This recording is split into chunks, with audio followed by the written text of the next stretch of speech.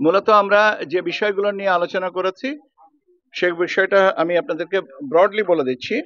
সেটা হচ্ছে যে ভোট কেন্দ্র,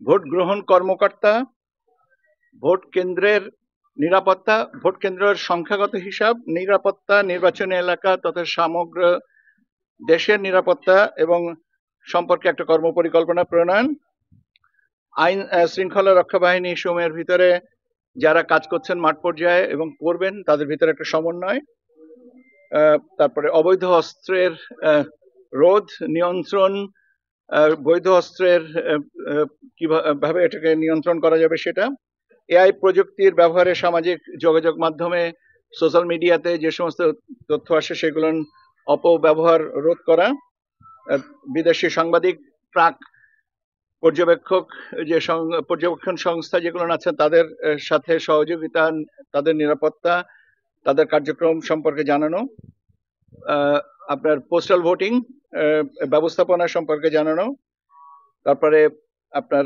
অবৈধ অনুপ্রবেশ, কালো টাকার নিয়ন্ত্রণ, অঞ্চল, জেলা, উপজেলা পর্যায়ে নির্বাচনী অফিসের কার্যক্রমকে আরো সুসংহত করা, সমন্বয় করা, পার্বত্য দুর্গম এলাকায় নির্বাচনী দ্রব্যাদি পরিবহন, এখানে যে হেলিকপ্টারের ব্যবহার, কোস্টাল এরিয়াতে কোস্টগার্ডের কার্যক্রম, গোয়েন্দা সংস্থা সমূহের ভিতরে সমন্বয় এবং তথ্য বিনিময়, ড্রোন ব্যবহার যে নিষিদ্ধকরণ আবার সেটা, আর তারপরে আপনার ভোট কেন্দ্র পর্যবেক্ষণের জন্য একটা আপনার বডি অন ক্যামেরা পুলিশের, এই বিষয়গুলো নিয়ে আমরা মোটামুটি ভাবে বিস্তারিত আলোচনা করেছি। আলোচনায় আমাদের যে সমস্ত বিষয়গুলো এসছে সেগুলো সম্পর্কে আমি আপনাদেরকে জানাচ্ছি। সেটা হচ্ছে যে আমরা মূলত 5 দিনের ডিপ্লয়মেন্ট প্রোগ্রাম করা হয়, সেখানে একটা প্রস্তাব এসছে এটা যেন 8 দিন করা হয়। নির্বাচনের আগে 3 দিন, নির্বাচনের দিন এবং নির্বাচন পরবর্তীতে 4 দিন। তো আমাদের ইনিশিয়াল প্রোগ্রামিং ছিল, প্ল্যানিং ছিল 5 দিন, এখন প্রস্তাবনাটা এসছে 8 দিন। এটা আমরা পরীক্ষা করে দেখব যদি হয় সেটা। এআই এর অপব্যবহারের ক্ষেত্রে এনটিএমসি যে ব্যবস্থাটা নিয়েছিল পূজার সময় 35,000 প্লাস আপনার পূজা মণ্ডপে আপনার ওনারা তথ্য প্রযুক্তির ব্যবহারটা করেছেন, ওটা বলেছেন যে ওটা একটা সাকসেসফুল ইভেন্ট, সেটা আমরা ব্যবহার করতে পারি কিনা। এ বিষয়ে আমি এই মুহূর্তে যেটা বলতে চাচ্ছি যে আগামীকাল আমাদের এই ব্যাপারে একটা সেমিনার আছে, সেমিনার কাম ওয়ার্কশপ আছে, সেটাতে আমরা আরো কিছু তথ্য সন্নিবেশ করে এই জিনিসটা দেখব। আর্মি এভিয়েশন, এয়ারফোর্স এভিয়েশন, চপারে করে, হেলিকপ্টার করে নির্বাচন সামগ্রী পরিবহনের দায়িত্ব ওনারা করবেন। ওনারা একটা অনুরোধ করেছেন যে যে সমস্ত জায়গায় এয়ার শর্টি হবে সেখানে আপনার যেন হেলিপ্যাড গুলো আমরা একটু ব্যবস্থা করে রাখি যাতে সহজে উত্তরণ এবং অবতরণ করা যায়। যারা এ পর্যায়ে যেমন আপনার সেনাবাহিনী মাঠ পর্যায়ে তারা কাজ করছেন, ডিপ্লয়মেন্ট আছে ইন একটু সিভিল পাওয়ার, তাদের অবস্থানটা কি হবে সেটা আমরা বলেছি যে আমরা নীতিগতভাবে তারা যে অবস্থানে, যে যার অবস্থানে আছেন, এইটা যেটা আমরা এমফাসাইজ করেছি যে ইন্টেলিজেন্স শেয়ারিং, যে প্রত্যেকটা অর্গানাইজেশনে তাদের কিছু নিজস্ব ইন্টেলিজেন্স তারা কালেক্ট করে, কিন্তু ইন্টেলিজেন্স শেয়ারিংটা হবে, করলে জিনিসটা আরো সুসংগত হবে। কারণ কোনো একটা অর্গানাইজেশন হয়তো এক জায়গাটাকে ঝুঁকিপূর্ণ মনে করেছেন, আরেকজন করেছেন 3টা জায়গা, তো এটা সমন্বয় করলে বেটার হবে। এবং এই কোঅর্ডিনেশনের ডিফারেন্ট লেভেলগুলো যেন ডিটারমাইন্ড থাকে ক্লিয়ারলি, এবং সেটার সাথে আপনার কমান্ড স্ট্রাকচারটা, যে কে দায়িত্ব নিয়ে কথাটা বলবেন, এক এক জায়গায় এক এক রকমের পরিস্থিতি হতে পারে। যেমন কোস্টাল এরিয়াতে যারা যে কমান্ড স্ট্রাকচারটা সেটা প্লেন ল্যান্ডে হবে না, বা প্লেন ল্যান্ডের কমন স্ট্রাকচারটা বর্ডারে নিয়ে এলাতে হবে না, এরকম জায়গাগুলো নিয়ে আরো একটু ফার্নিশ করতে হবে, এবং ওনারা এই সমস্ত ব্যাপারে আমাদেরকে উপাত্ত দিয়েছেন।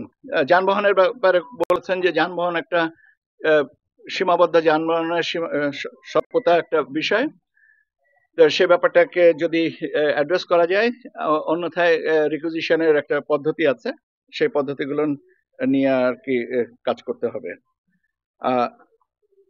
ইউজ অফ ড্রোনের ব্যাপারে বলা হয়েছে যে নির্বাচনী প্রচারণায় ড্রোন ব্যবহার করা যাবে না, কিন্তু মানে আমাদের আইন শৃঙ্খলা বাহিনী তার প্রয়োজনে ড্রোন ব্যবহার করবেন। এটা আপনার ইলেকট্রাল ইনকোয়ারি কমিটি, এক্সিকিউটিভ ম্যাজিস্ট্রেটদের ব্যাপারে বলা হয়েছে যে প্রথম দিকে তফসিল ঘোষণা প্রথম দিকে মোটামুটি ভাবে একটু থিন আউট থাকে, কিন্তু গ্রাজুয়ালি যতক্ষণই আমরা নির্বাচনের তারিখের দিকে পৌঁছাই সে সময় এদের সংখ্যাটা বেড়ে যায়। কাজে ওনারা যেটা চিন্তা করেছিলেন যে একটা সীমিত সংখ্যক এক্সিকিউটিভ ম্যাজিস্ট্রেট বোধহয় কাজ করেন, বিষয়টা তা না, সেটা আশ্বস্ত করা হয়েছে। আইজিপি মহোদয় জানিয়েছেন যে 1.5 লক্ষ পুলিশ কর্মী এই ইলেকশনে কাজ করবেন, এবং সবচেয়ে বড় বাহিনীটা আসবে আনসার ভিডিপি থেকে। হোম সেক্রেটারি উনি বলেছেন যে বডি অন ক্যামেরা থাকবে, ড্রোনের ব্যবস্থা থাকবে, কাজে আমরা ভিজিলেন্সটা অনেক বেশি হবে। আপনার যেটা সবচেয়ে উল্লেখযোগ্য আমি বলবো যে সবগুলো বাহিনী তাদের নিজস্ব ব্যবস্থাপনায় আপনার নির্বাচনকে সামনে রেখে তাদের বাহিনীদেরকে প্রশিক্ষিত করার একটা কার্যক্রম গ্রহণ করেছেন। দুটো এখানে সুবিধা, একটা হচ্ছে যে তাদের নিজস্ব বাহিনীর প্রয়োজনে প্রশিক্ষণটা দিচ্ছেন, পাশাপাশি নির্বাচনকে সামনে রেখে নির্বাচনকে আরো অর্থবহ করার, যুক্তিকর্তা এবং অবাধ করার জন্য যে প্রশিক্ষণটা সেটা করতেছেন। এবং সেন্সিটাইজেশনটা যেটা হচ্ছে যে আমরা একটা ভালো নির্বাচনের মুখী, এই বিষয়টা। এর বাইরে মোটামুটি ভাবে এইগুলো নিয়ে আলোচনা হয়েছে বিভিন্নভাবে। আরো কিছু কাজ আমাদের করতে হবে পর্যায়ক্রমিকভাবে। আজকে এটা সূচনা ছিল এবং আমরা এর পরবর্তীতে ধাপে ধাপে অন্যান্যদের সাথে বা এককভাবে বা যৌথভাবে এই সমস্ত জিনিসগুলোকে আরো ফাইন টিউন করব। লক্ষ্য একটাই, অবাধ, সুষ্ঠু, পার্টিসিপেটরি একটা নির্বাচন, এবং সবাই এই ব্যাপারে দৃঢ় অঙ্গীকারবদ্ধ যে তারা একটা ভালো নির্বাচন দিতে চান।